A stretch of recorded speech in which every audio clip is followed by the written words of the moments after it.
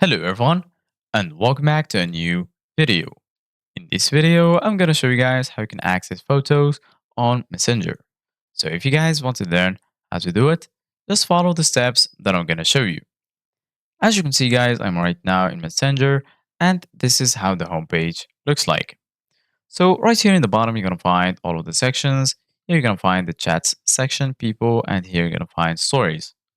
So right now, for example, I'm going to enter this conversation right here.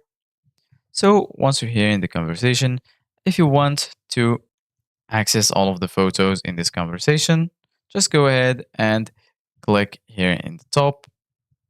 And then you're going to be right here in this page. So basically, guys, once you're here in the page, here you can access the profile of the guy you're talking to. And if you scroll down, here you're going to find customizations. You can change the theme of the conversation. You can add quick reaction, nicknames.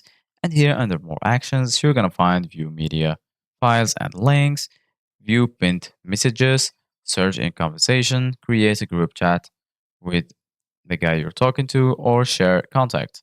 So right now we're going to click on view media, and then right here you can access all of the images in the conversation.